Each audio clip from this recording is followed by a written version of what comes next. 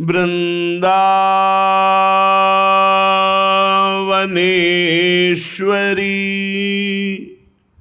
तवैव पदारविंदम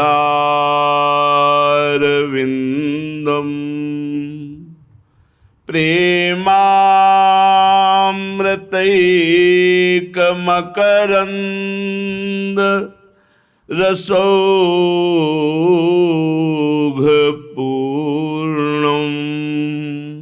हृद्यर्पितं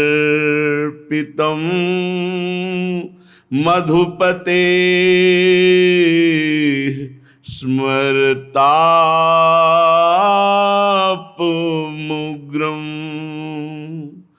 निर्वापयत् परम शीतलमाश्रयामि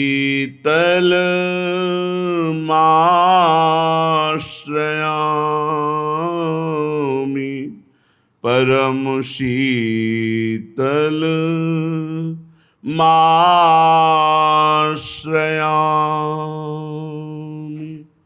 सच्चिदानंदरूपाय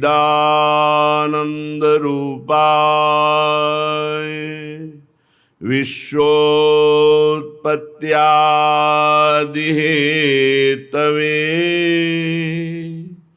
तापत्रय विनाशाय श्रीकृष्णाय वयं नुमः। कृष्णाय वासुदेवाय देवकी नंदनाय च नंदगोपकुमाराय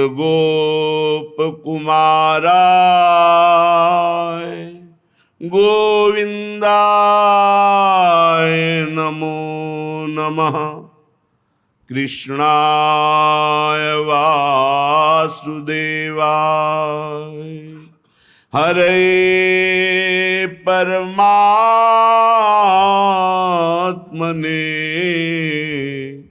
प्रणत क्लेशनाशाय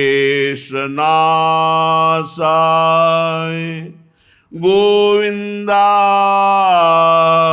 नमो नमः। जाहि देखि चाहत नहीं कछु देखन मन मोर।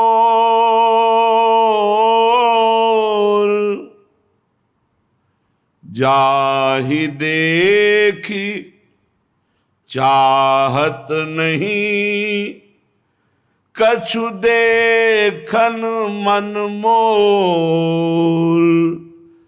बसो सदा मोरे दृगनी मेरे प्यारे नंद किशोर। तनु मनु सब में लिपटे रहो। हे प्रीतम, मेरे तन में, मेरे मन में, मेरी इंद्रियों में आप ही केवल समाये रहें। आपको देखने के बाद और कुछ देखने की चाह नहीं रह जाती, आपको पाने के बाद और कुछ पाने की चाह नहीं रह जाती। हे प्रीतम, आप कृपा करो, मेरे नेत्र गोचर हो, मेरे मन में समा जाओ, मेरे तन में समा जाओ। आपके सिवा हमारा अस्तित्व न रहे। हम हर वर्ष अपने प्राण प्यारे आराध्य देव का प्राकट्य उत्सव मनाते हैं।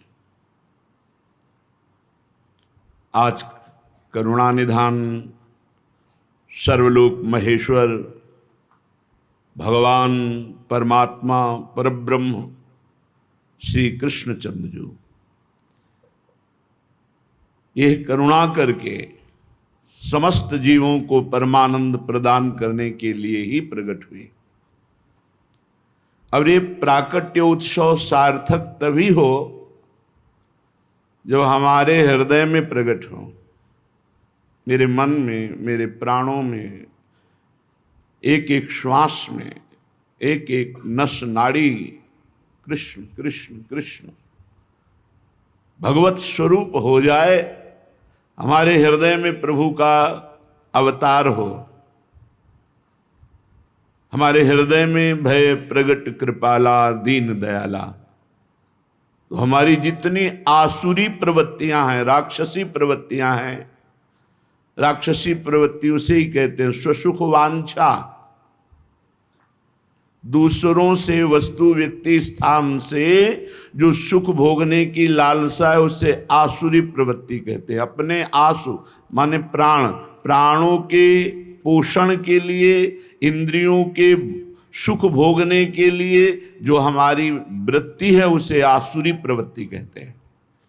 और भगवान का प्रादुर्भाव आसुरी प्रवृत्ति को जड़ मूल से नष्ट कर देता है।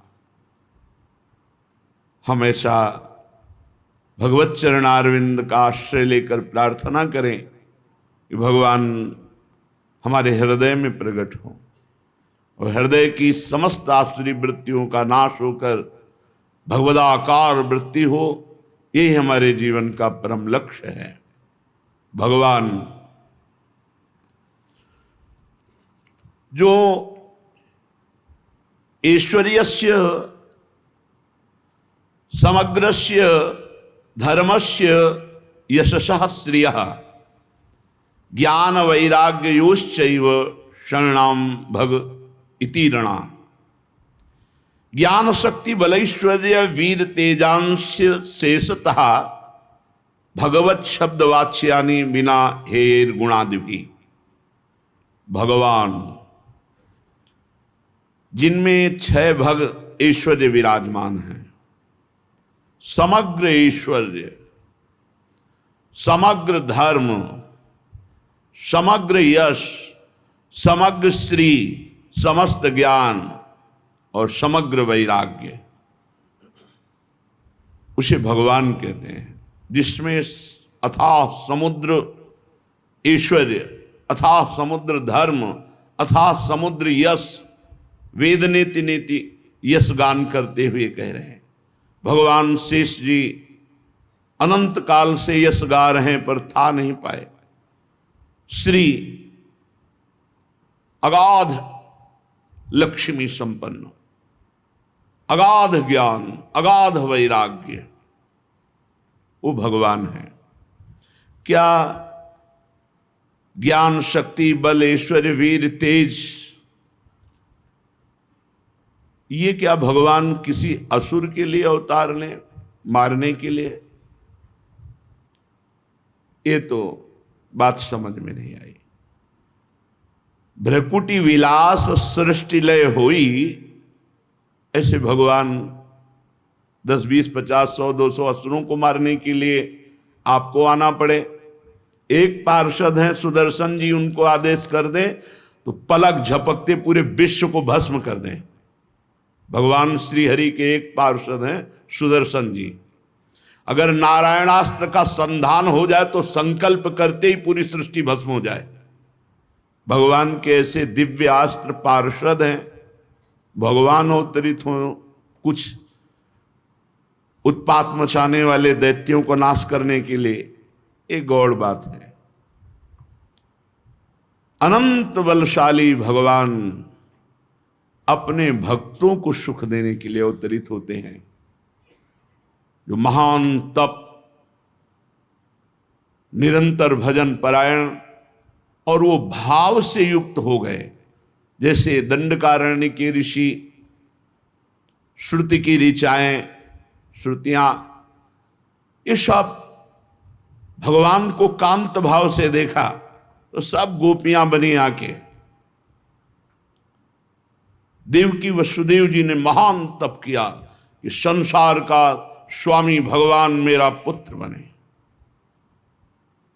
नंद यशोदा जी, ये सब महान तप संपन्न, इनको सुख प्रदान करने के लिए भगवान प्रकट हुए। ये दुराचारियों का विनाश तो बहुत साधारण सी बात है। यम भगवान के हाथ में जो कालदंड है, यम पास है, इतना ही काफी विश्व विनाश के लिए। कालदंड का प्रयोग कर दें, कोई ऐसा नहीं जो नष्ट ना हो जाए। भगवान वरुण जी के पास वरुण पाश, ऐसे दिव्यास्त्र क्षण में नष्ट कर दे पूरी सृष्टि को। भगवान शिव का पाशुपतास्त्र ऐसा है, एक पलक झपकते विश्व का विनाश कर दे।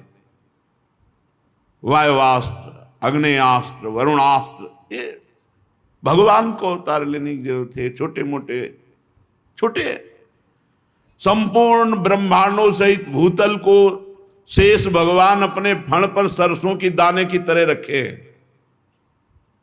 ऐसे अनंत महिमाशाली भगवान किसी असुर को मारने के लिए केवल प्रकट हो, ये केवल भगवान अपने भक्तों को सुख देने के लिए। जब भक्तों को सताया जाता है, भगवान को असहनीय हो जाता है। जब जब भक्तों को पीड़ा दी गई, भगवान के केवल 1 2 या 24 अवतार नहीं है, लिख नहीं सकते शास्त्रों में इतने अवतार भगवान के। जरूरत पड़ी तो वस्त्रावतार हो गया। कहां 24 अवतारों में लिखा है कि त्रिलोचन जी के यहां नौकर बनेंगे? कहां लिखा है भगवान अवतार लेकर माधवदास बाबा की लंगोटी धोएंगे, पीछे पीछे डोले? अनंत अवतार भगवान के, भक्तों के सुख के लिए।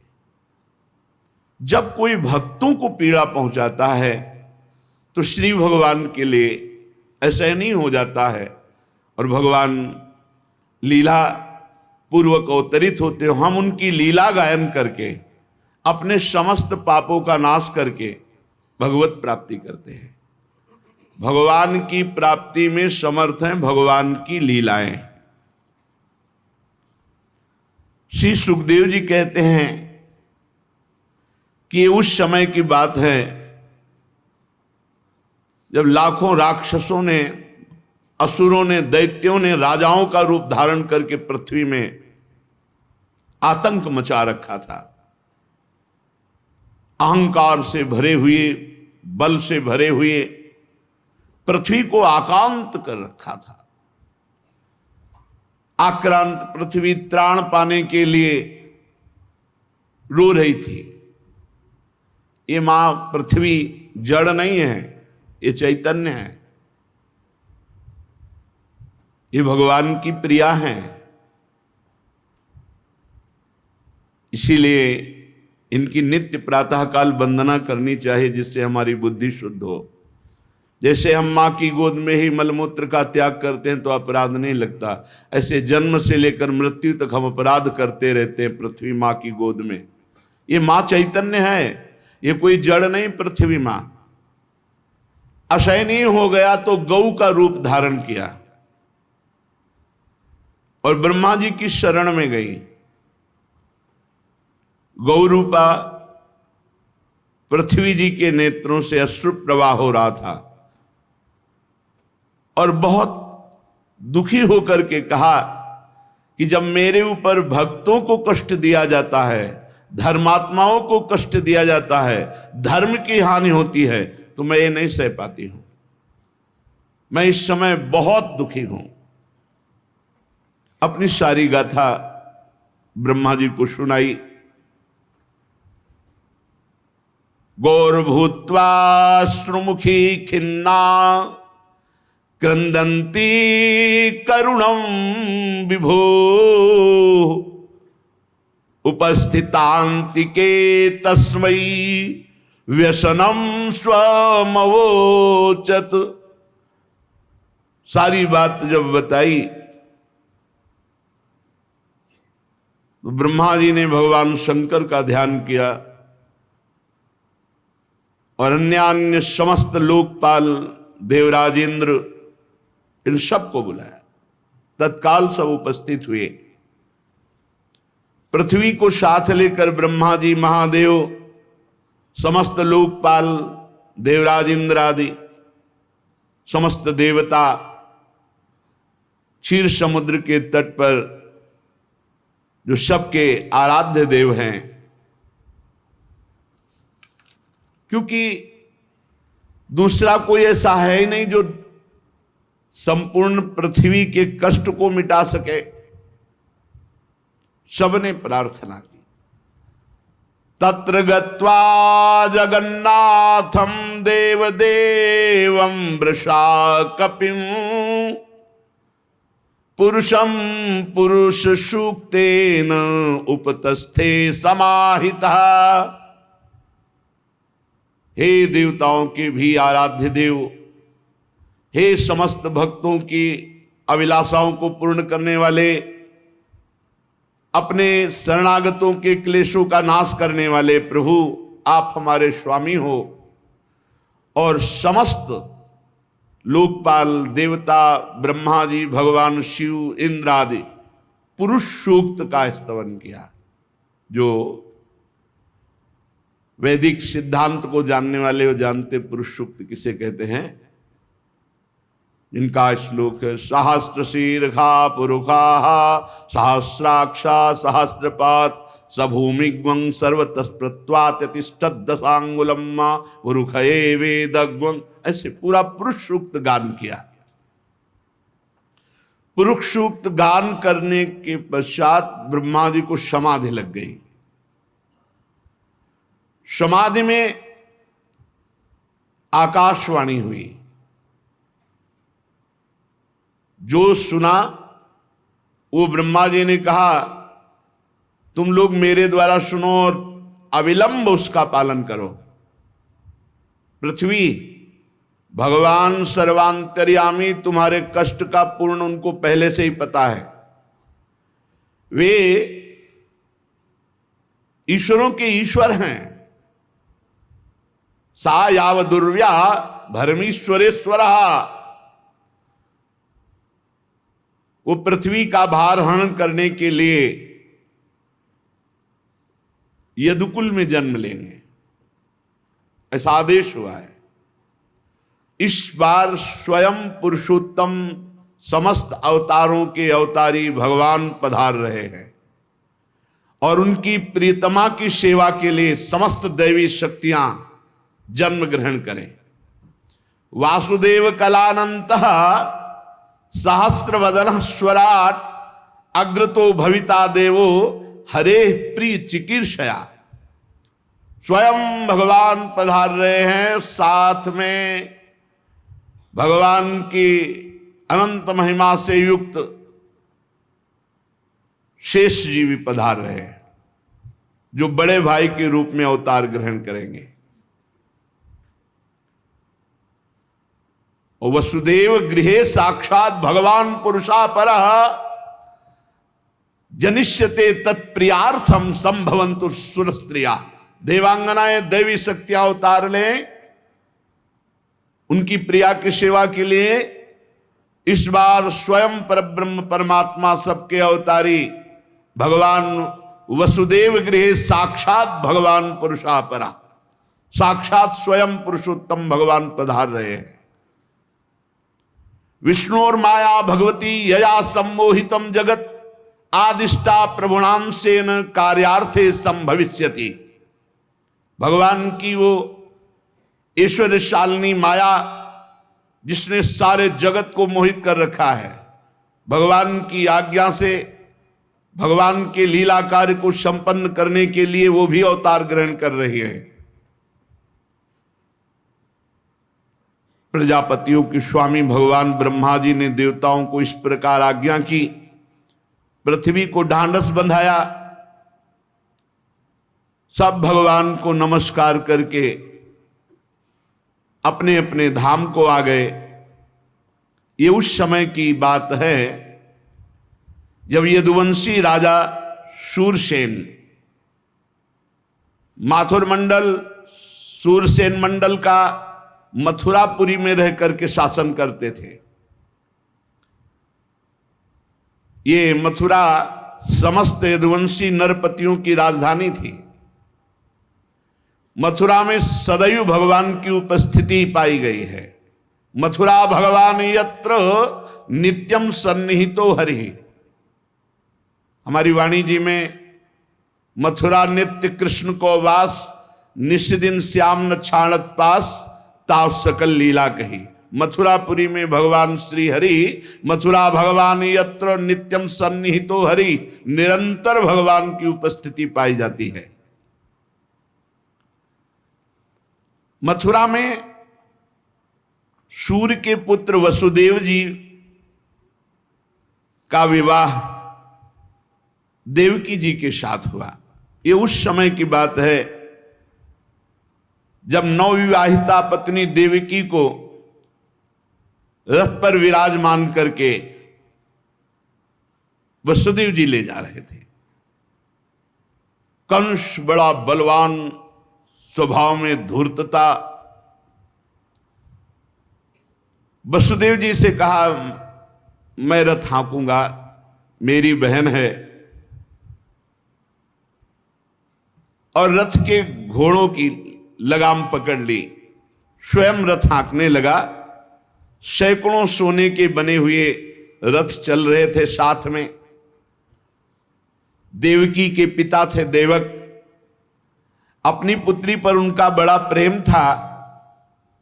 देवकी जी को विदा करते समय उन्होंने स्वर्ण के हारों से अलंकृत 400 हाथी, 15,000 घोड़े, 1800 रथ और सुंदर सुंदर वस्त्राभूषणों से विभूषित 200 सुकुमारी दासियां दी। विदाई का समय वर वधू के मंगल के लिए एक साथ शंख, तुरही, मृदंग, दुंदुभियां, जय जयकार, रथ चल पड़ा। जिस समय घोड़ों की लगाम पकड़कर कंस रथ हाँक रहा था, उसी समय स्पष्ट आकाशवाणी हुई, अरे मूर्ख, जिसको तू रथ में बैठाल कर लिए जा रहा है, उसकी 8वें गर्भ की संतान तुझे मार डालेगी। वैसे ही धूर्तता थी, आसुरी प्रवृत्ति।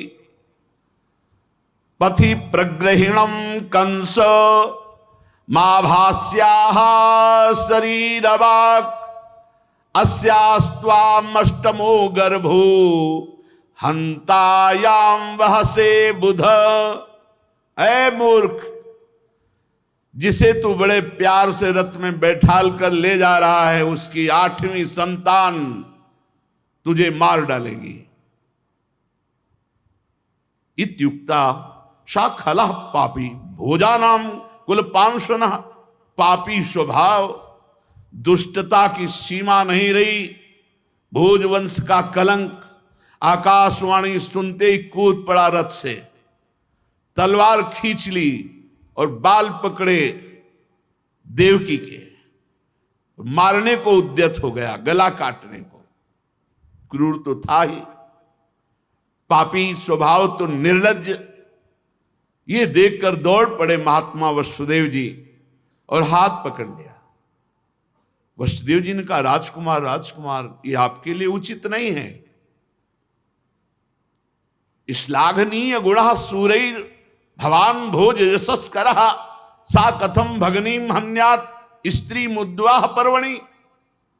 अरे आप तो महाबलवान हैं, आप भोजवंश के होनहार वंशधर हैं, अपनी कुल कीर्ति को बढ़ाने वाले हैं, बड़े बड़े वीरों की सभा में आपका गुणगान होता है। ये निंदनीय कार्य आपको शोभा नहीं देता। पहले तो बहन, दूसरे स्त्री, तीसरे अभी अभी विवाह हुआ, आप कैसे मार सकते हैं? बीरबल वसुदेव जी बड़े ज्ञानी महात्मा हैं। ऐसी स्थिति में साम दाम दंड भेद जैसे भी बचे, प्राणों को बचाना चाहिए। विनय कर रहे हैं, यद्यपि अंदर से बहुत बुरा लग रहा है कि ऐसे पापी पुरुष की विनय करना, पर इस समय बचाना है देवकी जी को।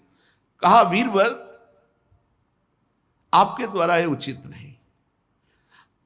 और एक बात हम आपको बता दें, मृत्युर्जन्म वताम वीर देहेन सा जायते, अद्यवाब्द सतांते व मृत्युर्वै प्राणिनाम ध्रुवा। आज हो या 100 वर्ष के बाद हो, मृत्यु जन्म लेते ही पीछे पड़ जाती है और उसका नाश निश्चित करती है। जब शरीर का अंत ही हो जाना है तो पाप कर्म क्यों करे? शरीर को छोड़ना ही पड़ेगा, कोई भी हो मरेगा ही, विवश होकर मरना पड़ेगा।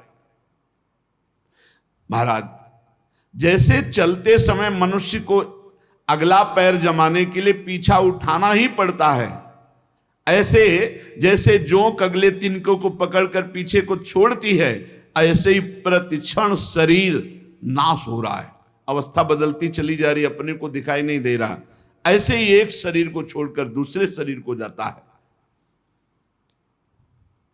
महाराज, जैसे कोई पुरुष जागृत अवस्था में राजा के ऐश्वर्य को देखकर, इंद्रादि के ऐश्वर्य को सुनकर अभिलाषा करने लगता है और चिंतन करते करते उसी कल्पना में खो जाता है, और कभी स्वप्न में अपने को राजा या इंद्र देखता है, अपनी दरिद्रावस्था के शरीर को भूल जाता है।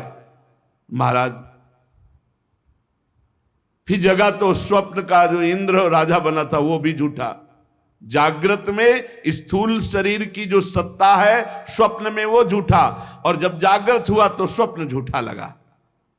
महाराज, ये जीव कर्मकृत कामना और कामनाकृत कर्म के वश होकर बार बार जन्म, बार बार मरण को प्राप्त होता है। ये जीव का मन अनेक विकारों का पुंज है। शरीर के अंत समय में पूरे जीवन जो किया जाता है वही छा जाता है, और वही अगला जन्म बनता है, वही प्रारब्ध कर्म बन करके फिर भोगना पड़ता है। महाराज, ये शरीर मैं हूं ऐसा मान करके बड़े बड़े पाप करते हैं लोग, फिर उनको जन्म, फिर मरण, ये दुख भोगना पड़ता है। इसलिए महाराज, अपना कल्याण चाहने वाले को किसी से द्रोह नहीं करना चाहिए, किसी को सताना नहीं चाहिए। जीव कर्म के अधीन है, वही होगा जो होना है। जो यहां मनमानी आचरण करेगा तो यहां भयभीत रहेगा, मारा जाएगा और दुर्गति प्राप्त करेगा नरक में, फिर नारकी योनियों की प्राप्ति होगी। कंस, तुम महावीर हो, तुम्हें शोभा नहीं देता। छोटी बहन है, अभी बच्ची है, अभी ब्याह हुआ है, तुम्हारी कन्या के समान है, अभी मंगल चिन्ह नहीं मिटे शरीर से, अभी देखो ना कैसे ब्याह के सब, और आप उसका वध करना चाहते हैं, बिल्कुल उचित नहीं। वसुदेव जी प्रशंसादि शाम नीति भय आदि भेद नीति, कंस को बहुत समझाया, पर वो क्रूर तो राक्षसों का अनुयायी हो रहा था, उसने बाल नहीं छोड़ा। वसुदेव जी ने देखा अब किसी भी तरह मृत्यु को टालना चाहिए। बुद्धिमान पुरुष जहां तक बने बल और बुद्धि का प्रयोग करके किसी भी तरह से पहले मृत्यु को टालना चाहिए। प्रयत्न करने पर असफल रहे तो कोई दोष नहीं, पर प्रयत्न करना चाहिए। किसी की भी अगर ऐसा दिखाई दे रहा है तो हम उसकी जान बचावें, हमारी मनुष्यता का पहला धर्म है। इसलिए इस मृत्यु रूप कंस को पुत्र दे देने की प्रतिज्ञा करूं और मैं देवकी को बचा लूं। यदि मेरे लड़के होंगे तब ये कंस स्वयं पता नहीं मर जाएगा, बचेगा कि नहीं बचेगा, क्या होगा। संभव उल्टा हो, आकाशवाणी ने कहा मेरा लड़का मारा तो मारेगा, पक्का मारेगा। विधाता के विधान को कोई टाल थोड़ी सकता है। इसलिए इस समय मुझे देवकी को बचाना चाहिए। अपनी बुद्धि के अनुसार ऐसा निश्चय करके हाथ जोड़कर कहा, महाराज आप बड़े वीर हैं, बड़े पराक्रमी हैं और बड़े प्रशंसनीय हैं।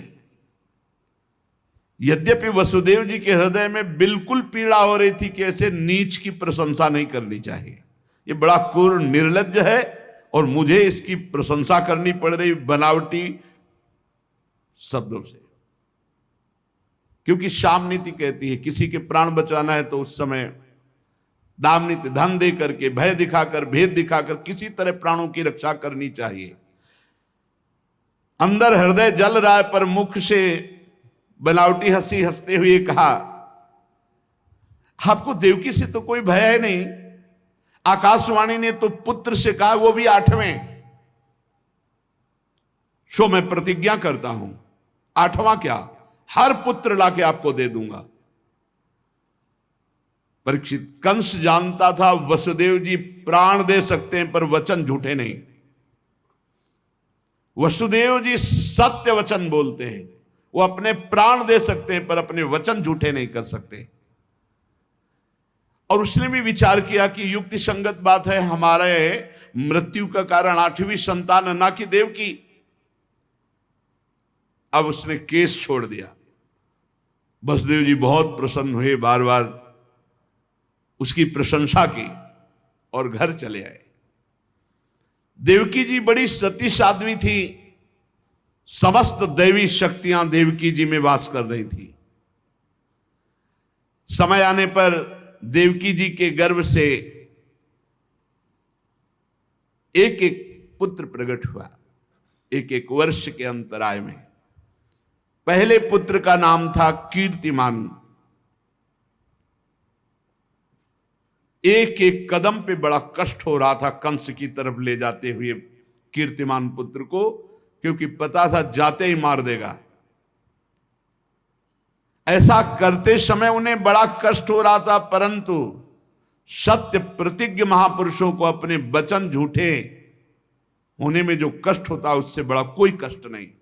इसलिए अपने वचनों की रक्षा के लिए सत्य संध पुरुष बड़े से बड़ा कष्ट सह लेता है। जाकर कंस के सामने कीर्तिमान को रख, ये प्रथम पुत्र। और शांत कंस ने देखा कि पुत्र के जीवन और मृत्यु में समान भाव वसुदेव जी का, ये तो सत्य में पूर्ण निष्ठावान है। बहुत प्रसन्न हुआ और हंसकर बोला, वसुदेव जी ये नन्हे नन्हे सुकुमार है, क्या मुझे मारेंगे। आकाशवाणी ने तो कहा था देवकी के 8वें गर्भ से जो संतान उत्पन्न होगी वही मेरी मृत्यु का कारण होगी। मुझे प्रथम से 7 तक से कोई मतलब नहीं, 8वीं लौट करके तो चले पर प्रसन्नता नहीं थी कि दुष्ट है, पता नहीं कब किस समय इसकी बुद्धि बदल जाए। बालक को लौटकर वापस लाए। इधर भगवान देवर्षि नारद जी पहुंच गए और कहा, कंस एक कमल लिया जो 8 दल का था। कहा जरा गिनो इसमें 8वां कौन है। ये 8वां, हम कह रहे हैं यहां से शुरू करो, वो 8वां, यहां से शुरू करो। हर दल से गिनवाया तो हर 8वां हुआ। बोले देवताओं के चक्र को तुम नहीं जान सकते, कौन सा 8वां है। और सुनो, ये ब्रज में जो नंदगोप हैं और ये जो वसुदेव देव की वृष्णिवंशी हैं, ये कोई साधारण नहीं, ये सब दैवी शक्तियां हैं, सब बड़े बड़े देवता हैं। तुम्हारी सेवा में जो है ये सब देवता छुप करके हैं। और बतलाया कि दैत्यों के कारण पृथ्वी का भार बढ़ गया है और तुम्हारे वध की और सब दैत्यों के वध की पूरी तैयारी चल रही है। अच्छा, अब देख लेना, तुम्हें जैसा समझ में आए, हम तो जा रहे हैं। आग लगा दी। क्यों? क्योंकि ये पापी दया करेगा तो भगवान के अवतार में विलंब हो जाएगा। ये जब और पाप करेगा तो भगवान बहुत शीघ्र अवतरित होंगे। कंस को निश्चय हो गया कि अरे तो सब मेरे मारने का विधान बनाया जा रहा है। कमल में हर पंखुड़ी 8वीं थी तो पता नहीं कौन सा पुत्र 8वां हो, और मेरे मारने वाला तो भगवान ही होगा, दूसरा तो कोई होगा नहीं। और वो किस में आ जाए, किस रूप में, पहले में कि दूसरे में कि तीसरे में। वसुदेव देवकी के लिए आदेश किया, तत्काल हथकड़ी बेड़ियों से जकड़ करके इनको कैद खाने में डाल दिया जाए और बहुत ही कठोर पहरा लगा दिया जाए। और जो पुत्र कीर्तिमान था मंगवाया, तुरंत उसे मार डाला उसको। वर्ष वर्ष में जो संतान होती मारता गया, उसे हर बार शंका बनी रहती, पता नहीं वो भगवान किन बालक के रूप में प्रकट हो जाए। परीक्षित, पृथ्वी में ये बात प्रायः देखी जाती है कि अपने प्राणों का ही पोषण करने वाले जो लोभी लोग होते हैं, वो चाहे राजा हो चाहे कोई भी हो, वो अपने स्वार्थ की पूर्ति के लिए माता पिता भाई बंधु किसी की भी हत्या कर सकते हैं। माता की, पिता की, भाई की, बंधु की, मित्रों की, इष्ट की, किसी की भी। ऐसे स्वार्थी पुरुषों से कभी मित्रता नहीं रखनी चाहिए, नहीं हानि ही होती है। और कंस को पूर्व जन्म की स्मृति थी कि वो महान बलशाली भयंकर कालनेमी राक्षस असुर था, और उसमें भी भगवान ने, विष्णु भगवान ने मारा था कालनेमी को। अब वो समझ गया कि भगवान ही अवतार ले रहे हैं मेरे मारने के लिए, तो उसने यदुवंशियों से घोर विरोध ठान लिया। बड़ा बलवान था, रौंद दिया। यदु भोज अंधक वंश के अधिनायक अपने पिता को बंदी बनाकर कैद खाने में डाल लिया, और सूरसेन का स्वयं राजा बन बैठा। कंस बड़ा बलशाली था, उसके बल से प्रभावित होकर जरासंध ने संबंध अपनी पुत्रियों का ब्याह कर दिया। अब तो और बल, फिर प्रलंबासुर, बकासुर, चाणूर, तृणावर्त, अघासुर, मुष्टिकासुर, अरिष्टासुर, द्विविद, पूतना, केसी, धेनुकासुर, बाणासुर, भौमासुर, ये सब मित्र हो गए कंस के। अब तो एक छत्र भूमंडल पर शासन, यदुवंशियों को जहां कोई दिखाई दे उनको नष्ट कर देना। छुप करके कुरु, पांचाल, कैकेय, साल्व, विदर्भ, निषद, विदेह, कौशल आदि देशों में भाग गए यदुवंशी, और अपने को छुपाकर भेष बदलकर वहां रहने लगे कंस के भय से। कुछ लोग जो बड़े प्रवीण थे वो कंस के आगे हाथ जोड़ करके उनके सेवक बन करके उनके मन के अनुसार चलने लगे। जब कंस ने एक एक करके देवकी जी के 6 बालक मार डाले, तब देवकी के 7वें गर्भ में भगवान के अंश स्वरूप अनंत महिमा, अनंत बलशाली भगवान शेष जी पधारे देवकी जी के गर्भ में। रामावतार में थोड़ी दिक्कत महसूस हुई लक्ष्मण जी को।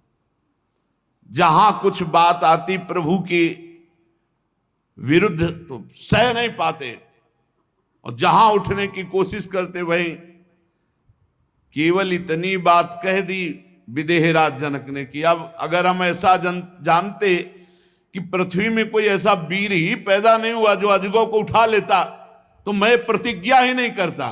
लक्ष्मण जी ने आदेश नहीं लिया था, कूद पड़े और कहा तुम कैसी बात बोल गए विदेहराज जनक, जहां रघुवंश मणि भगवान श्री राम विराजमान है वहां तुमने ऐसी बात कर दी। अरे पूरे ब्रह्मांड को उठाऊं, सैकड़ों योजन दौड़ करके ले जाऊं और कच्चे घड़े की तरह तोड़ दूं, इस पुराने पिनाक की क्या बात कर रहे हो? इसे तो कमल नाल की तरह अभी तोड़ दूं, भगवान का आदेश किया। भगवान बैठ जाओ आके।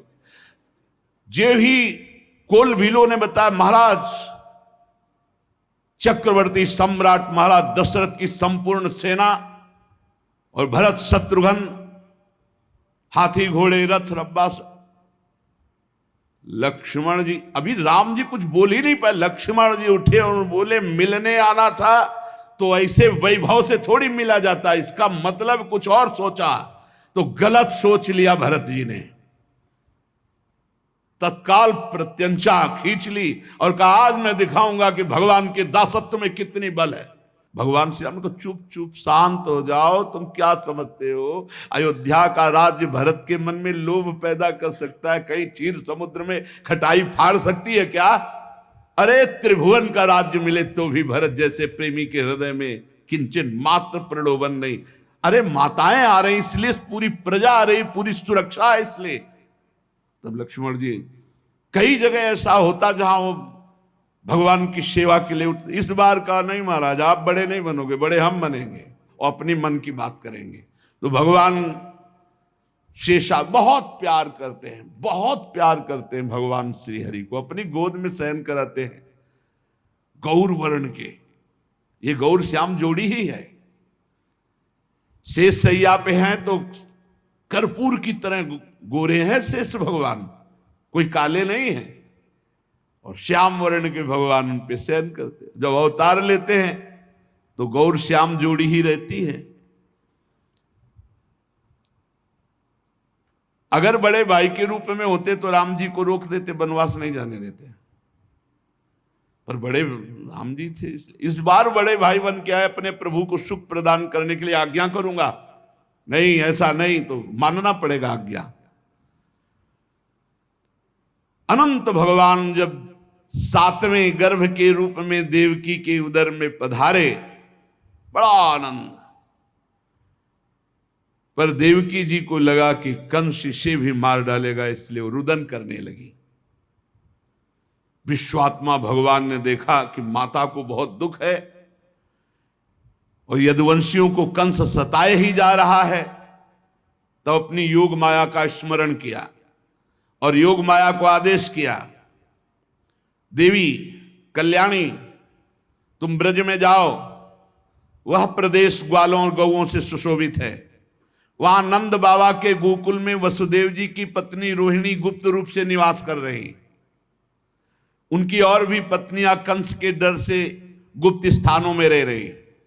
इस समय मेरा महान अंश, जिसे अनंत शेष जी कहते हैं, देवकी के उदर में गर्भ रूप से विराजमान है।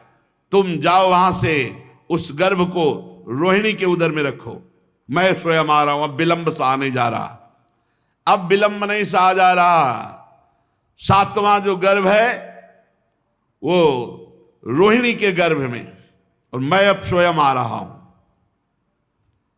अब मैं समस्त ज्ञान बल आदि अंशों के साथ देवकी का पुत्र बनूंगा, और नंद बाबा की पत्नी यशोदा के गर्भ से तुम प्रकट हो। योग माया को आदेश किया, तुम समस्त कामनाओं को पूर्ण करने में समर्थ और वरदान देने में समर्थ होगी। मनुष्य तुम्हें अपनी समस्त अभिलाषाओं की पूर्ण करने वाली जानकर धूप दीप नैवेद्य अन्य प्रकार की सामग्रियों से तुम्हारी पूजा करेंगे। पृथ्वी में तुम्हारे नाम होंगे, दुर्गा, भद्रकाली, विजया, वैष्णवी, कुमुदा, चंडिका, कृष्णा, माधवी, कन्या, माया, नारायणी, ईशानी, शारदा, अंबिका, इन बहुत नामों से तुम पुकारी जाओगी। कुमुदा, चंडिका, कृष्णा, माधवी, कन्यकेति च, माया, नारायणी, सानी, शारदेत्यंबिकेति च। और देवकी के गर्भ में से खींचे जाने के कारण शेष जी को संकर्षण नाम से पुकारा जाएगा। लोक रंजन करने के कारण राम, और बलवानों में महान बलशाली होने के कारण बलराम कहे जाएंगे, बलभद्र कहे जाएंगे। जब भगवान ने इस प्रकार आदेश किया, जो आज्ञा, ऐसा भगवान की शक्ति योग माया भगवान की आज्ञा सिरोधार करके भगवान की परिक्रमा की, और जैसा भगवान ने कहा था वैसा ही किया। जब योग माया ने देवकी का गर्भ ले जाकर रोहिणी के उदर में रख दिया, तब समस्त द्वारपाल और सब जगह खबर पहुंच गई, गर्भ नष्ट हो गया देवकी। किसी को आंतरिक पता तो है नहीं। नगरवासी बहुत कि बेचारी के 6 तो मार डाले गए और 7वां गर्भ नष्ट हो गया। हाय कितना कष्ट देवकी को है। भगवान अपि विश्वात्मा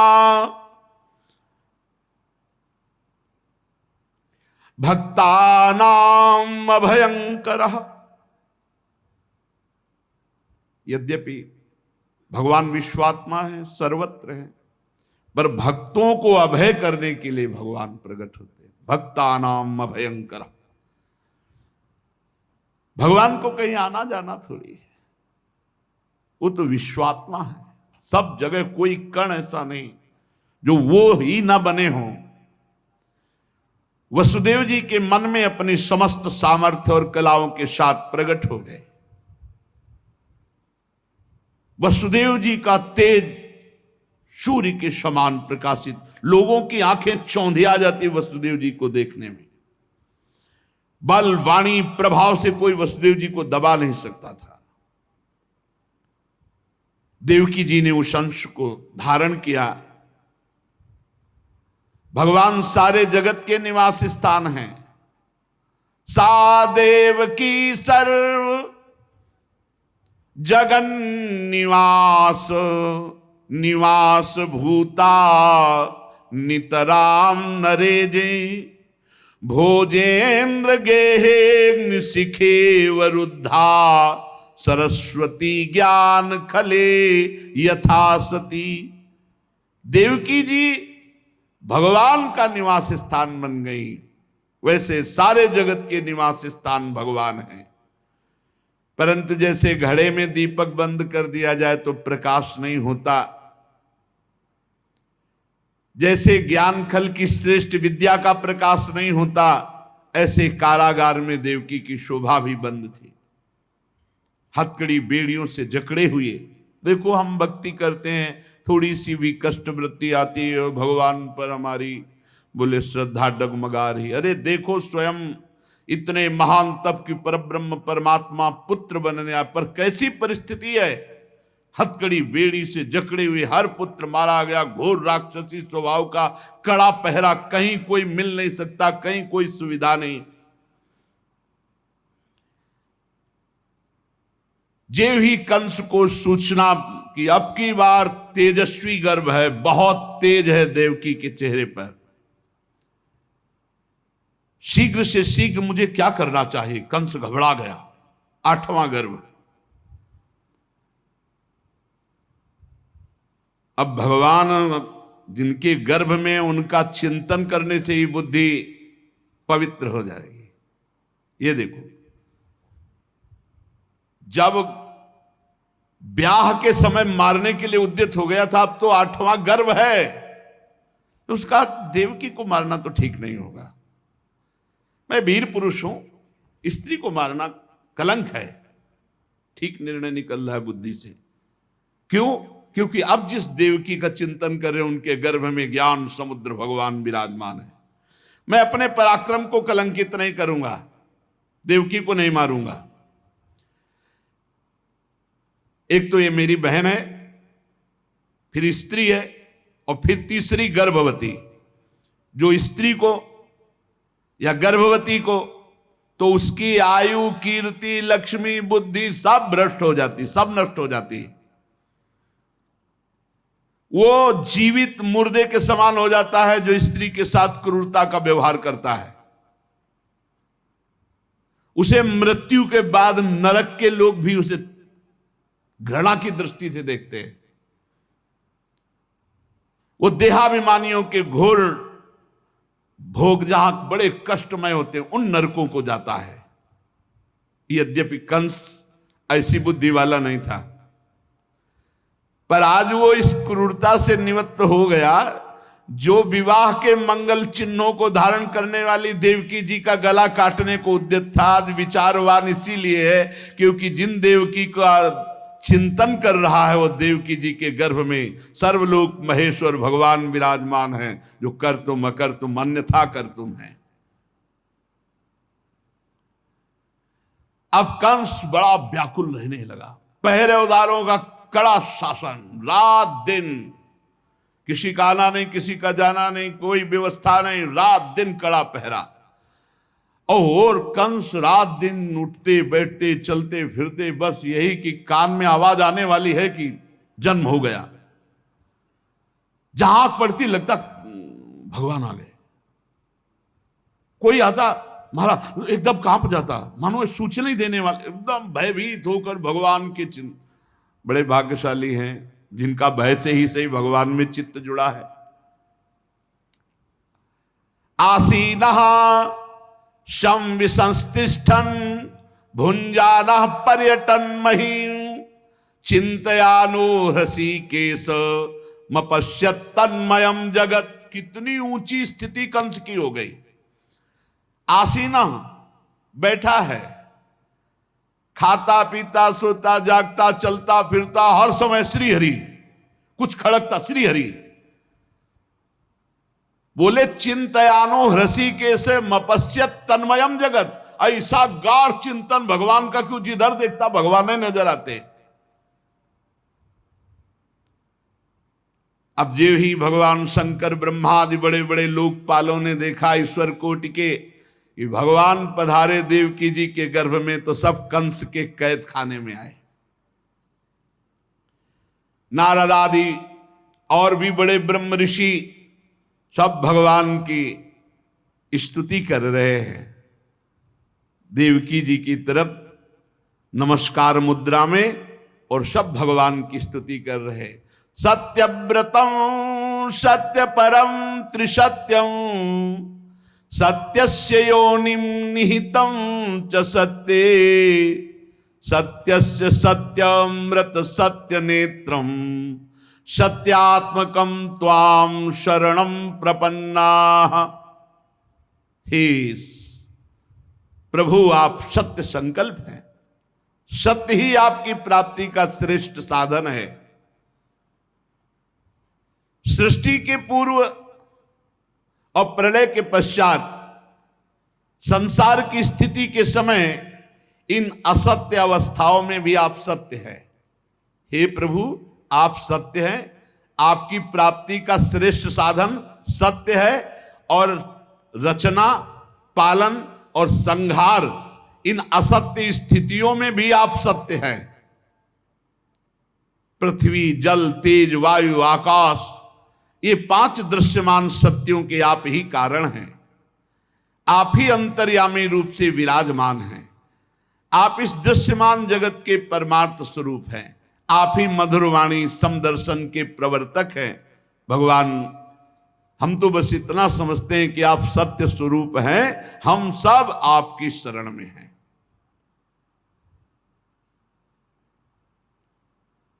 कुछ बिरले लोग ही हैं जो आपके इस सत्य स्वरूप में अपना चित्त एकाग्रता पूर्वक लगा पाते हैं।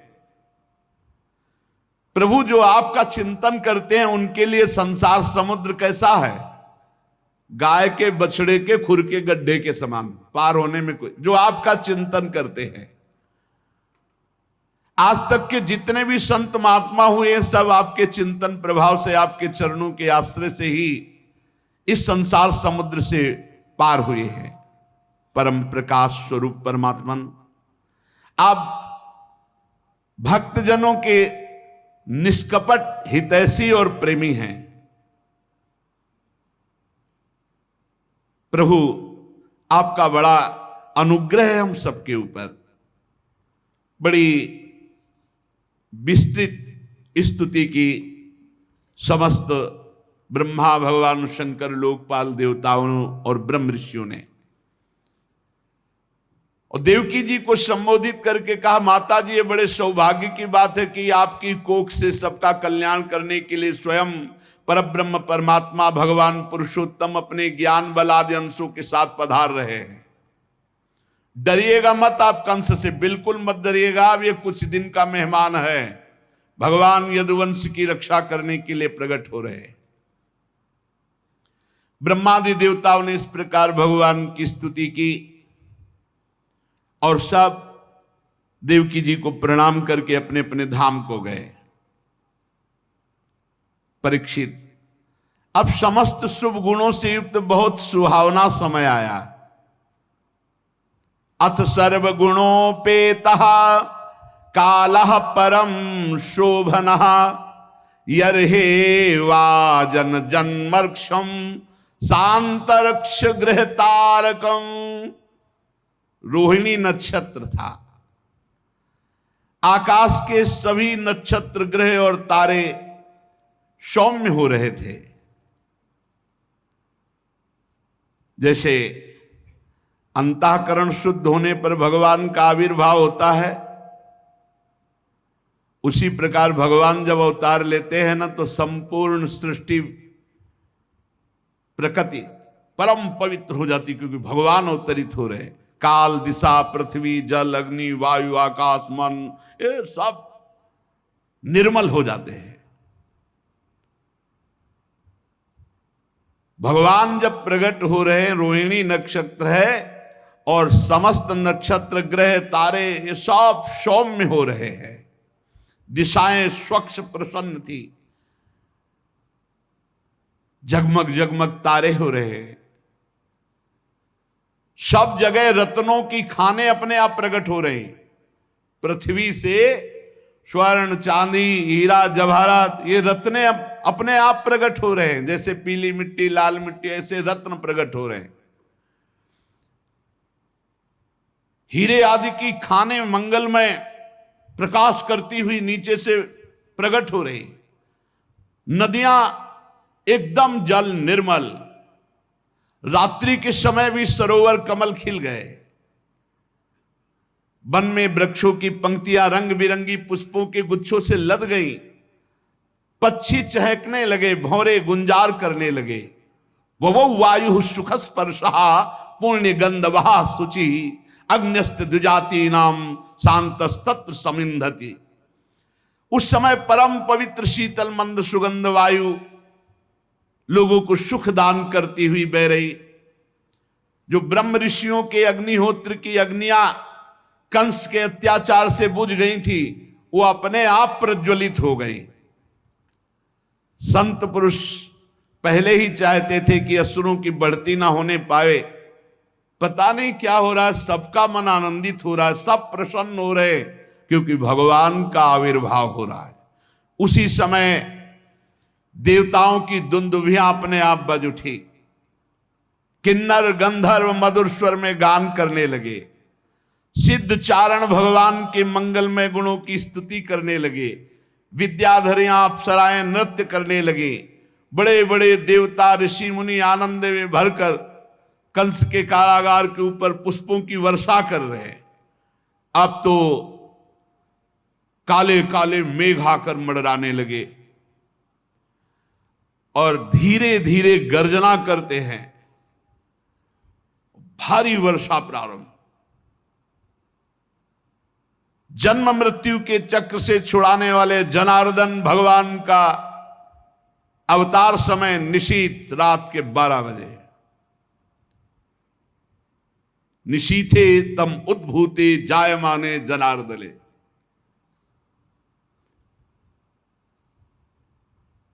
भगवान स्थूल सूक्ष्म कारण तीनों से परे तुरीय, और जिसको साक्षात दर्शन दे देते हो हर समय तुरीय अवस्था में रहता है। निशीत रात के 12 बजे भगवान प्रकट हो रहे। चारों ओर बादलों ने, अभी जो तारे चमक रहे थे, सौम्य थे, शांत थे, तब अंधकार छा गया। जब भगवान के प्रकट होने का समय हुआ, ऐसे मेघ छा गए, घोर अंधकारमयी रात्रि, गर्जना हो रही, वर्षा हो रही। उसी समय सबके हृदय में विराजमान भगवान देवरूपिणी देवकी के सामने प्रकट हुए। मानो पूर्व दिशा में 16 कलाओं से पूर्ण चंद्रमा का प्रादुर्भाव हो गया हो। भगवान श्री कृष्ण चंद्रजू चंद्रवंश में प्रकट हो रहे 16 कलाओं से। वसुदेव जी ने देखा, क्या देखा? हथकड़ी बेड़ी पास ही बैठे देवकी वसुदेव जी, कि उनके सामने नेत्र कमल के समान कोमल और विशाल नेत्र, 4 सुंदर हाथों में शंख गदा चक्र कमल, बक्षा स्थल पर श्रीवत्स का चिन्ह, तमद्भुतम बालकम अंबुजे क्षणम चतुर्भुजम शंख गदायुधायुधम श्रीवत्स लक्ष्मम गलशोभिकौस्तुभम पीतांबरम सांद्र पयोद सौभगम। आहा, शंख चक्र गदा पद्म, वक्षा स्थल पर श्रीवत्स का चिन्ह, कौस्तुभ मणि, अद्भुत झिलमिला रही कांति, वर्षाकालीन मेघ के समान परम सुंदर श्यामल शरीर पर मनोहर बिजली की भांति चमकता हुआ पीतांबर, बहुमूल्य वैदुर्य मणि के किरीट कुंडल की कांति, सुंदर घुंघराले केस जो सूर्य की कांति को भी मात कर रहे हैं, ऐसा तेज, चमचमाती करधनी की लड़ियां, बाहों में बाजूबंद, कलाइयों में कंकण, आभूषणों से सुशोभित श्री भगवान को सामने देखा। सा विस्मयोत्फुल्ल विलोचनो हरिम सुतम विलोक्य आनक दुंदुभिस्तदा। अरे मेरे पुत्र के रूप में कौन आ रहे हैं? ये साक्षात भगवान। सा विस्मयोत्फुल्ल विलोचनो हरिम। वसुदेव जी ने प्रफुल्लित होकर देखा, मेरे भगवान आ रहे। असीम आश्चर्य, रोम रोम परमानंद में डूब गया। भगवान पधारे, जन्म जन्म की अब आस पूर्ण हुई। भगवान को मेरे पुत्र बनेंगे। उसी समय संकल्प किया, इस समय तो मेरे हाथ और पैर हथकड़ी और बेड़ियों से जकड़े हुए हैं। मैं 10,000 गायों का संकल्प करता हूं पुत्र प्रकट होने के महोत्सव में।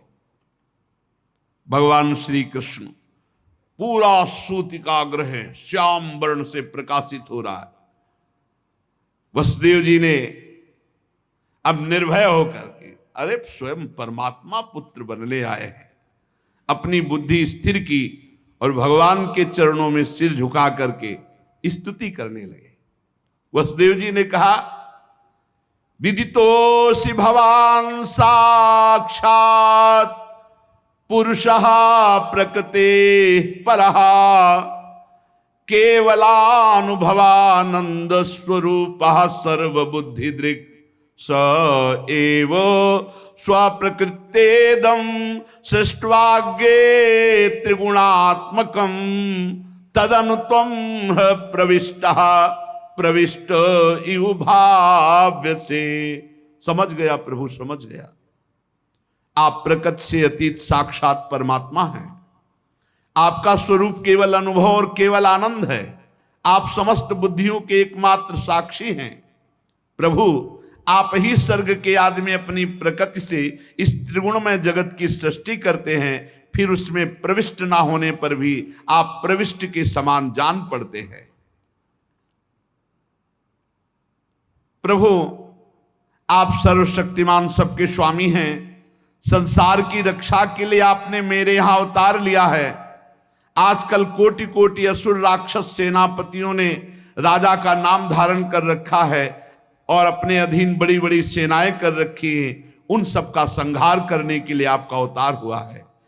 देवताओं के देव, मेरे आराध्य देव, एक कंस बड़ा दुष्ट है। जब इसे मालूम होगा कि आप हमारे घर में प्रकट हुए तो आपके भाइयों को मार डाला। फिर भी मुझे भय लगता है कि कहीं शस्त्र लेकर दौड़ा आवे और कुछ अमंगल कर दे। यह है वात्सल्य। एक तरफ देख रहे सर्वलोक महेश्वर भगवान और एक तरफ पुत्र, तो डर भी लग रहा है कहीं कंस अस्त्र लेकर दौड़ा आवे, कुछ अमंगल न कर दे। जब देवकी जी ने देखा मेरे पुत्र के रूप में तो पुरुषोत्तम भगवान, तो कंस से जो बहुत भय था कुछ भय रह गया। भय तो है। और बड़े पवित्र भाव से मुस्कुराती हुई कहा, प्रभु, जैसा वेदों में आपका स्वरूप सुना वो अव्यक्त सबका कारण बताया गया, ब्रह्म बताया गया, ज्योतिष स्वरूप बताया गया, लेकिन आप ही हैं अनिर्वचनीय, निष्क्रिय, विशुद्ध सत्ता के रूप में। और वो आज आप मेरे सामने प्रकट हो गए। जिस समय ब्रह्मा की पूरी आयु 2 परार्ध समाप्त हो जाती है तो काल शक्ति के प्रभाव से सारे लोक नष्ट हो जाते हैं। पंच महाभूत अहंकार में, अहंकार महातत्व में, महातत्व प्रकृति में और प्रकृति एकमात्र आप में लीन हो जाती है। आप ही शेष बचते हैं, इसलिए आपका नाम शेष है। प्रभु, आप भक्त भयहारी हैं। हम लोगों को इस दुष्ट कंस से बहुत ही भय लग रहा है। आप हमारी रक्षा कीजिए। प्रभु, ये रूप आपका देहाभिमानियों के दर्शन योग्य नहीं है। पापी कंस को जब मालूम होगा कि आप मेरे गर्भ से प्रभु आएगा, और मेरा धैर्य टूट रहा है, मुझे भय लग रहा है। विश्वात्मन, आप पहले भगवत स्वरूप अंतर ध्यान कीजिए और आप बाल रूप हुए, क्योंकि आप बाल रूप का सुख देने के लिए ही तो आए हैं। श्री भगवान ने कहा, देवी, स्वयंभू मनवंतर में जब तुम्हारा पहला जन्म हुआ था उस समय तुम्हारा नाम था प्रश्नी और ये वसुदेव श्रुतपा नाम के प्रजापति थे। तुम दोनों के हृदय में बड़े ही शुद्ध भाव थे। जब ब्रह्मा जी ने तुम दोनों को संतान उत्पन्न करने की आज्ञा दी तब तुम लोगों ने इंद्रियों का दमन करके उत्कृष्ट तपस्या की। तुम दोनों ने वर्षा, वायु, घाम, शीत, उष्ण आदि काल के विभिन्न गुणों को सहन किया और प्राणायाम के द्वारा अपने मन के मल को धो डाला। तुम दोनों ने सूखे पत्ते खाकर फिर हवा पीकर केवल तपस्या की। अभीष्ट वर प्राप्त करने की इच्छा से मेरी आराधना की। कितना कठिन तप! मुझ में चित्त लगाकर ऐसा परम दुष्कर घोर तप करते हुए देवताओं के 12,000 वर्ष व्यतीत हो गए। सूखे पत्ते और फिर उन्हें भी छोड़ दिया, हवा वायु केवल 12,000 वर्ष देवताओं के। पुण्यमयी देवी उस समय में तुम दोनों पर प्रसन्न हुआ क्योंकि तुम दोनों तपस्या, श्रद्धा, प्रेममयी भक्ति से अपने हृदय में नित्य निरंतर मेरी भावना की थी। जैसा मैं आज तुम्हारे सामने प्रकट हुआ हूं ऐसा उस समय भी प्रकट हुआ था और तुमसे कहा वरदान मांगो। तब तुम दोनों ने कहा आप जैसा पुत्र मुझे चाहिए। तो मेरे जैसा तो सिर्फ मैं ही हूं। तो मेरे जैसा पुत्र, तो मैंने ये वरदान दिया कि मैं ही स्वयं तुम्हारा पुत्र बनकर आऊं। ये छोटी मोटी तपस्या का फल नहीं है, आप देख लीजिए। अगर आप जीवन भर रामकृष्ण हरि भगवान नाम जपते हुए भगवत प्राप्त हो जाते तो कितना सरल है, कितना सरल है। इसीलिए धन्य है ये कलयुग जो कम समय में भगवत प्राप्ति, केवल भगवान नाम जप और थोड़ा सा केवल पापाचरण से अपने को बचा लो तो भगवत प्राप्ति हो जाएगी। हे माता जी, मैंने देखा कि संसार में शील, स्वभाव, उदारता, अन्य गुणों में मेरे जैसा कोई नहीं, इसलिए मैं ही तुम्हारा पुत्र हुआ हूं। मैं ही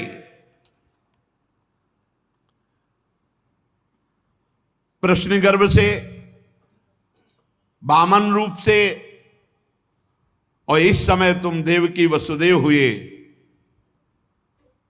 वासुदेव के रूप से। एक बार मैं वचन बोलता हूं उसे 3 बार पूरा करता हूं। ये भगवान का नियम। मेरी वाणी त्रिकाल सत्य है। एक बार तुमने मांगा पुत्र तो प्रश्नी गर्भ, वामन रूप और इस समय वासुदेव रूप, कश्यप आदित्य के रूप में वामन रूप। और मैंने ये रूप इसलिए प्रकट किया कि जब मैं अवतार लेकर मनुष्य शरीर में लीला करूंगा तो मुझे पहचान पाना बहुत कठिन है।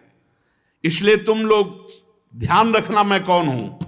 ये खास बात, एक खास बात ध्यान देने योग्य बात है। भगवान कह रहे हैं कि तुम दोनों मेरे प्रति पुत्र भाव और निरंतर ब्रह्म भाव रखना। युवाम माम पुत्र भावेन ब्रह्म भावेन चासकृत चिंतयंतो कृत स्नेहो या से थे मदगतिम पराम। तब तुम मेरे परम पद को प्राप्त होगी। चिंतनीय कौन है गोपाल जी, कौन है लाल जी? कह रहे तुम मेरे प्रति पुत्र भाव और निरंतर ब्रह्म भाव,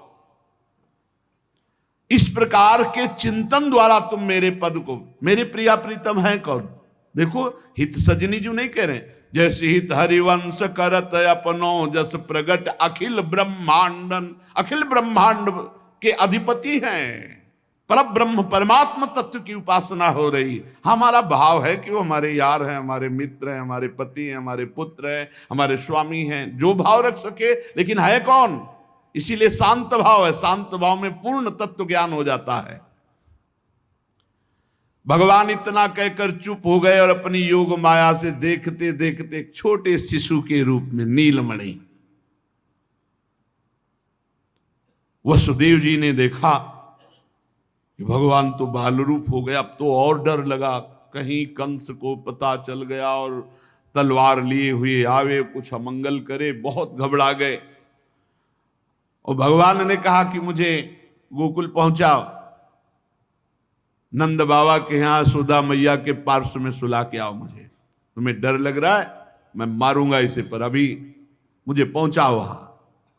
भगवान की आज्ञा का पालन करने के लिए जो ही चेष्टा की, ध्यान दीजिए, भगवान की आज्ञा का पालन करने के लिए जो ही चेष्टा की तो अपने आप हथकड़ी बेड़ियां कट गई।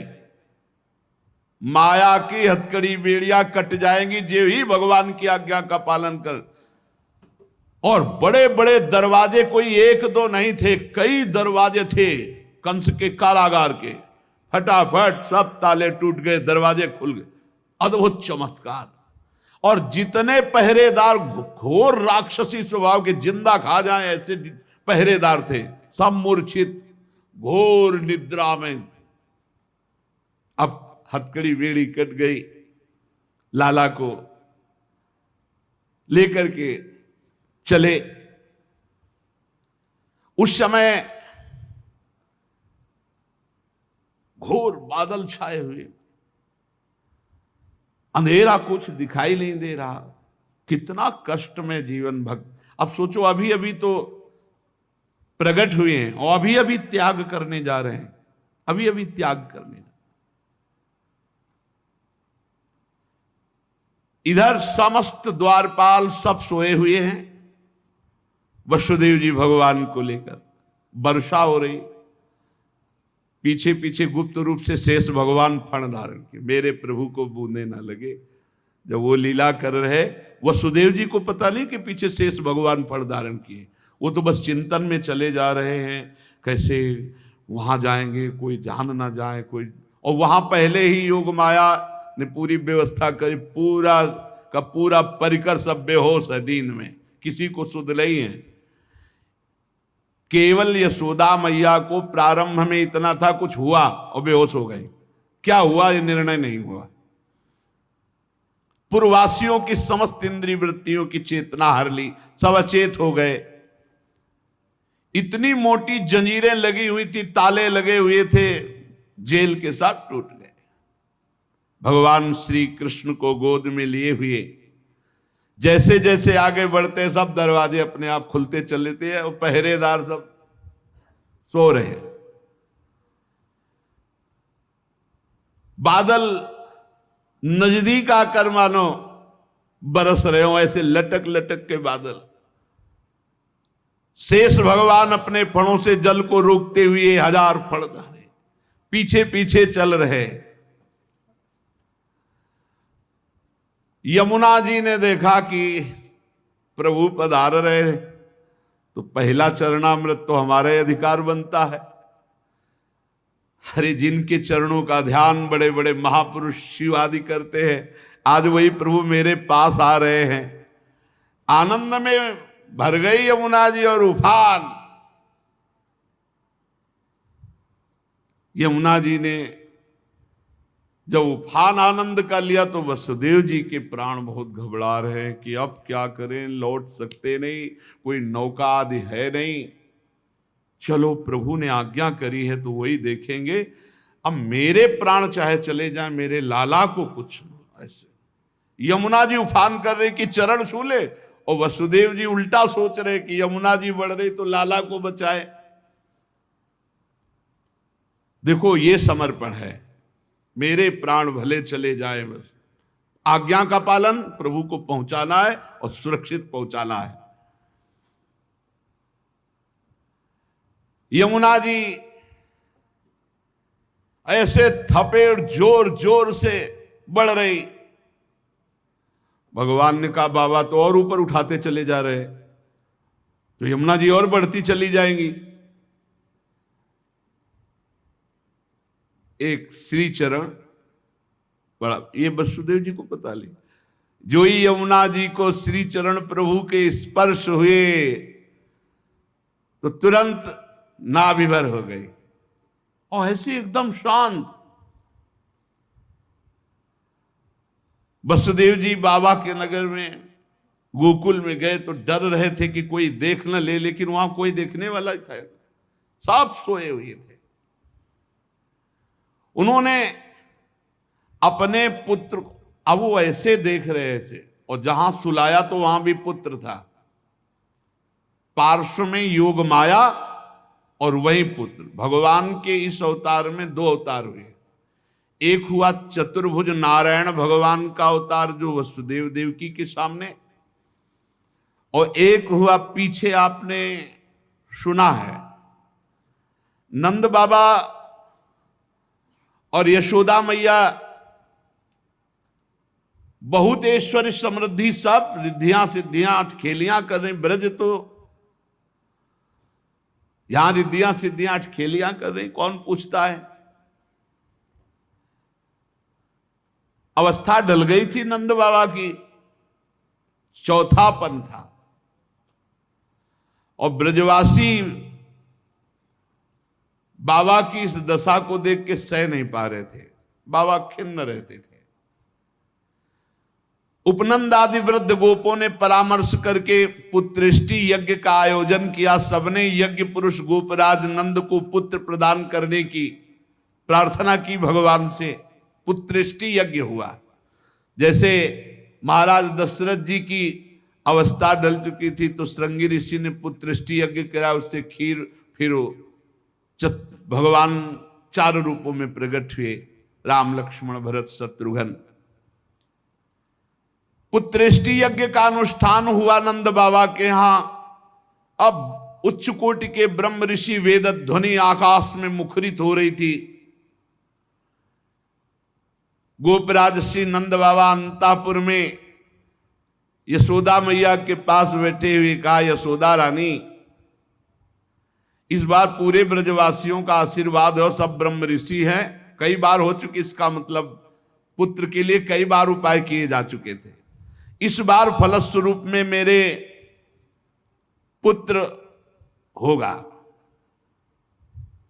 मन में बड़ी कामना है, मेरा विश्वास है ये जो यज्ञ हो रही चूंकि ब्रजवासियों का आशीर्वाद है और ब्रह्म ऋषि जन बड़े महिमाशाली हैं, पर मेरे मन में एक उदासी छा जाती कि कर्म से ऐसा पुत्र नहीं होगा जैसा मैंने एक स्वप्न देखा है। ये कर्म जनित तो नहीं हो सकता। यज्ञादि कर्मों के सभी फल चंचल हैं और मैंने जो पुत्र देखा है वो अचल है, अविनाशी है। बड़ी आशा, पर लगता है मेरी दुराशा है क्या। वो कर्म फल से तो नहीं प्राप्त हो सकता जैसे मैंने देखा है। मैंने एक स्वप्न देखा जो आज तक तुमसे नहीं बताया, यशोदा रानी से कहा। भगवान नारायण भी उतने सुंदर नहीं जैसा वो बालक सुंदर मुझे स्वप्न में दिखाई दिया। मुझे ऐसा लगता है कि त्रिभुवन में कोई है नहीं सुंदर। एक बार जिसके हृदय में वो प्रकट हुआ उसको कोई आकर्षित कर सके ऐसा त्रिभुवन में नहीं। ब्रजराज की बात सुनकर यशोदा रानी ने कहा, सच्ची तुमने स्वप्न में देखा है? बोले हाँ। बोले मैंने तो बताया नहीं, मैंने भी स्वप्न में देखा है। क्या? बोले मैं नित्य सहधर्मिणी हूं, तुम्हारी सुख दुख की नित्य संगिनी हूं, मैं तुमसे क्या छिपाऊं। जैसे बालक की बात कर रहे हो ना, हमने तो इसलिए नहीं बताया कि आप कहोगे कि तुम्हारा पागलपन है। बिल्कुल वैसे ही मैंने देखा है। श्यामश्चंचल चारु दीर्घ नयनो बालस्तवांक स्थले दुग्धोद्गारि पयोधरे स्फुटमसौ क्रीडन मया लोक्यते स्वप्नस्तत्की मुजागरः किमथ वेत्ते तन्न निश्चीयते सत्यम ब्रूहि सधर्मिणी स्फुरति किम सोयम तवाप्यंतरे। बाबा ने कहा मैंने भी देखा। दिव्याति दिव्य नीलमणि सदस्य श्याम सुंदर वर्ण एक बालक तुम्हारे गोद में दुग्ध पान कर रहा है, जो चंचल नेत्र मनोहर विशाल भाल तुम्हारी गोद में स्थित देखा, वो तुम्हारा पयोधर पान कर रहा है।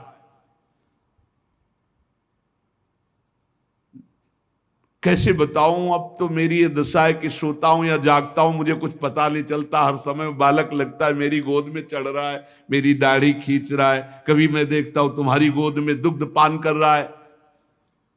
यशोदा मैया आनंद विवल होके कहने लगी, ब्रजराज ऐसा ही, ऐसा मैंने भी देखा है, ऐसा ही देखा है।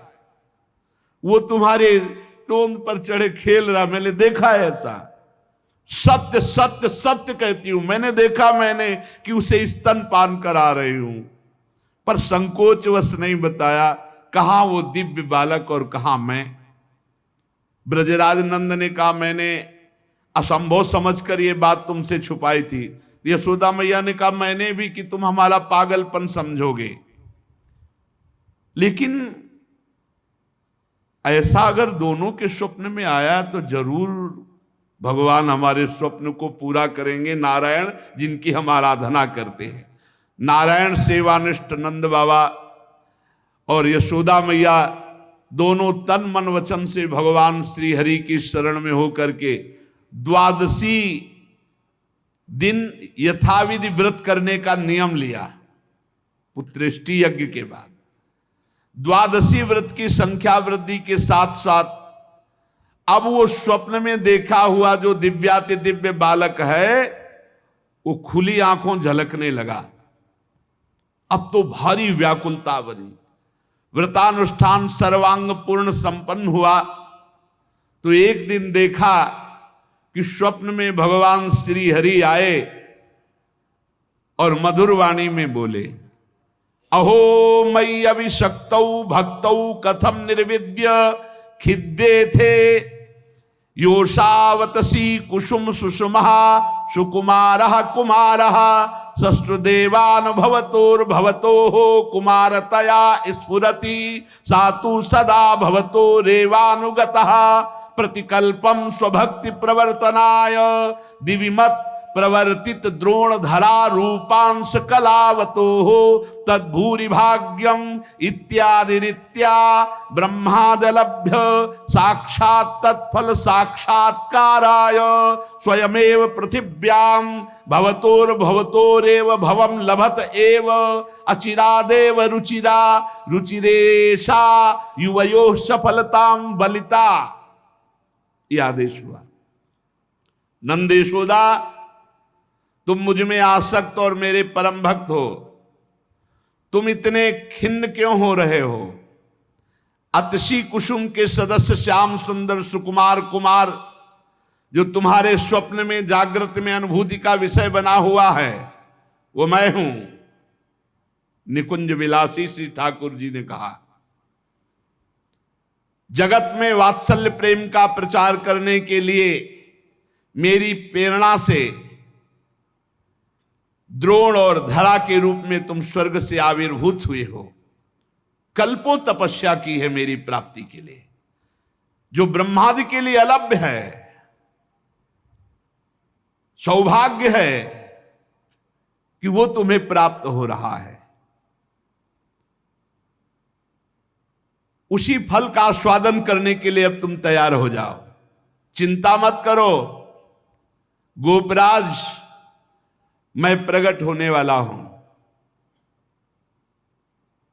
समझिए, वहां देवकी वसुदेव के यहां चतुर्भुज भगवान नारायण और यहां निकुंज विलासी श्री ठाकुर जी। श्री यशोदा जी बहुत आनंदित रहने लगी। तो एक दिन समस्त ब्रजवासियों ने देखा कि एक अर्धवृद्धा तपस्विनी स्नातक ब्राह्मण बालक को लिए गोपराज नंद की सभा में पधारी। इतनी तपस्विनी तेजस्विनी सब ब्रजवासी खड़े हो गए और आसन देकर प्रणाम करके पूछा, देवी आप कौन हो? आज तक तो आपको देखा नहीं। आपको देखने पे लगता है साक्षात भगवान की योग माया शक्ति हो। ये बालक कौन है? नारद मुनि जैसा दिखाई देता है। आप परम हम ब्रजवासियों का कल्याण करने के लिए पधारी हो।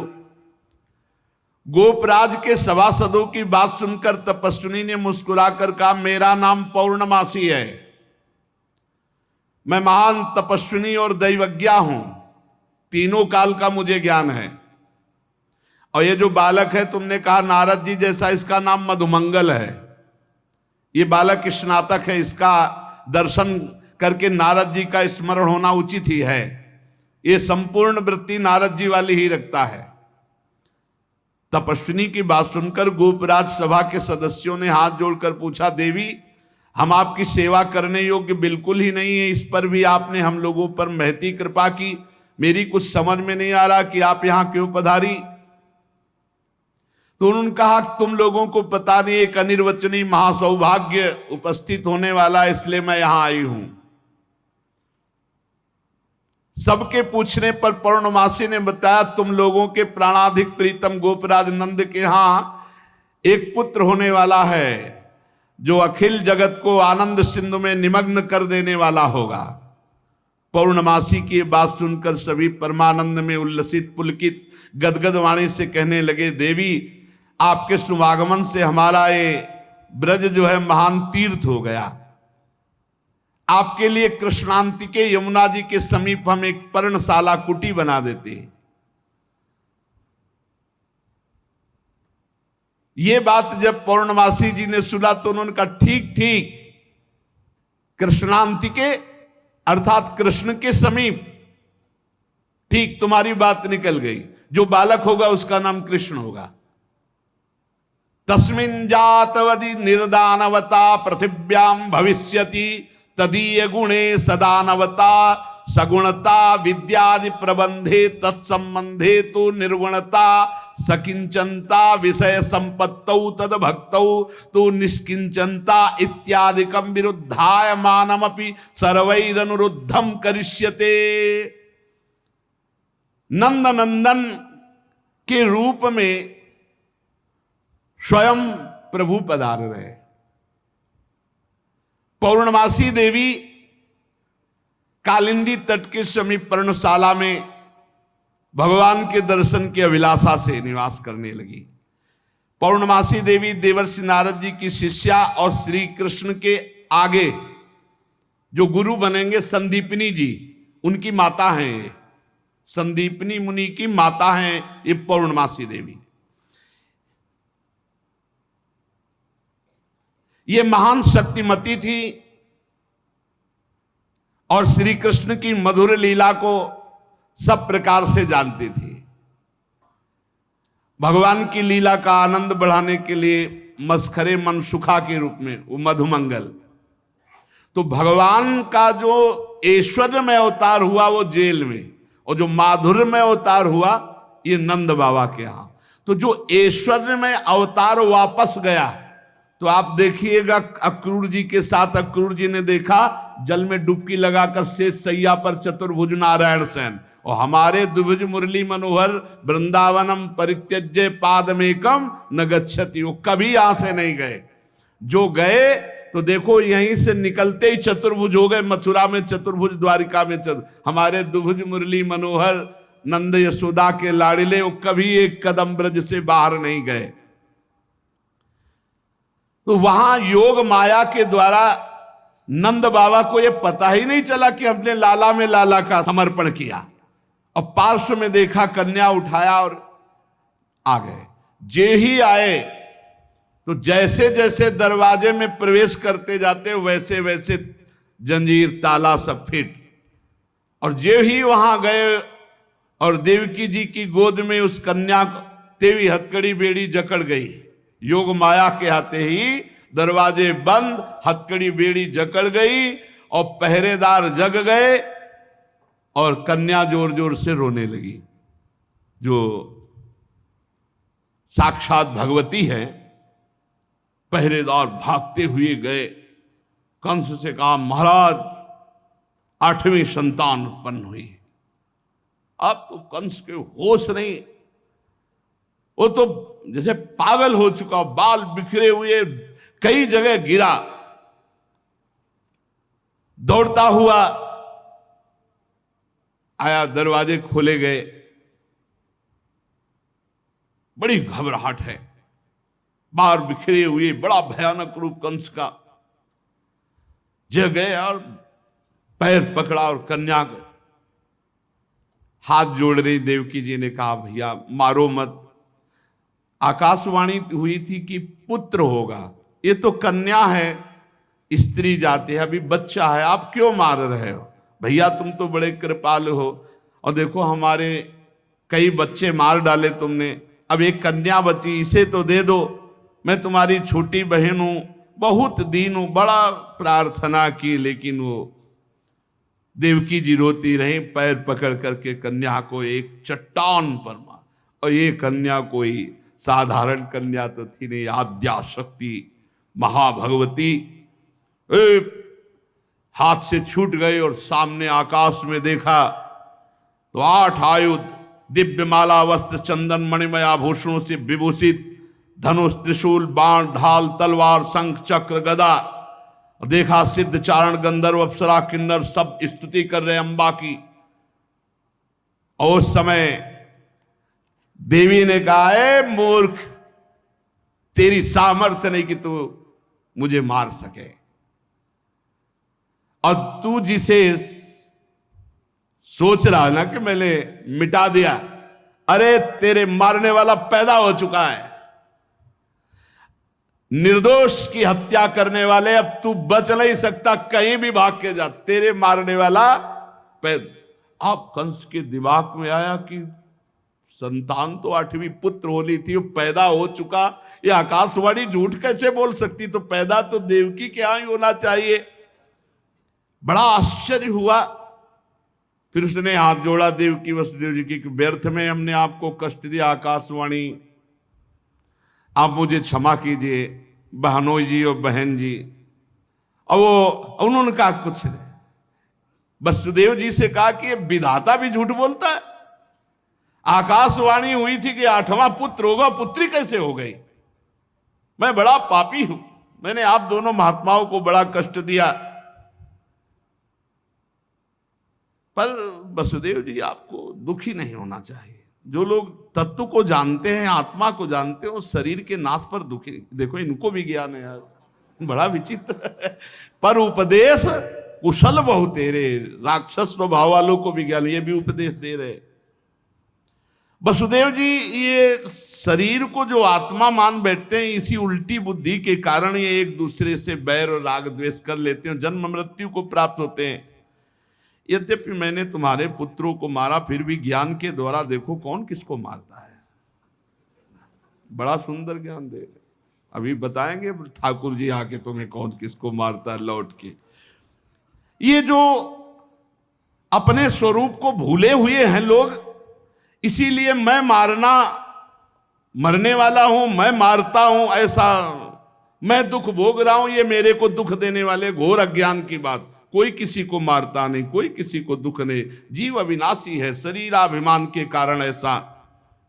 फिर भी मैं क्षमा चाहता हूं आपसे।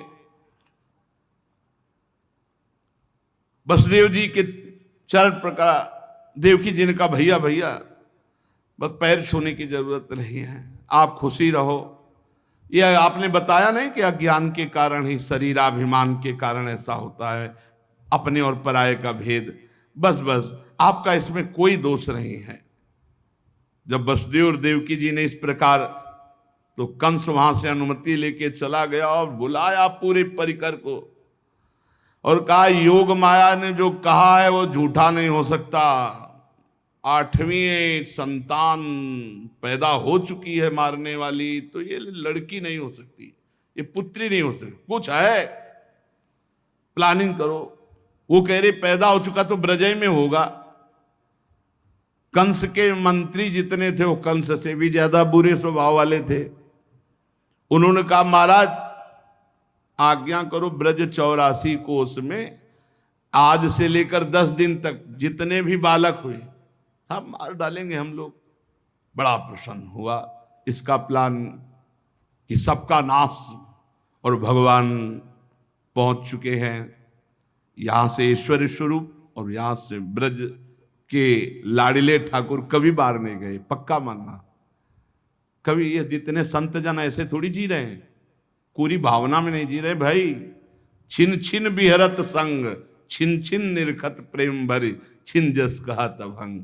अब जब मैया के नेत्र खुलेंगे, लाला को देखेंगे तो उत्सव मनाएंगे, वो कल अपने लोग फिर उत्सव मनाएंगे। श्री राधा वल्लभ लाल।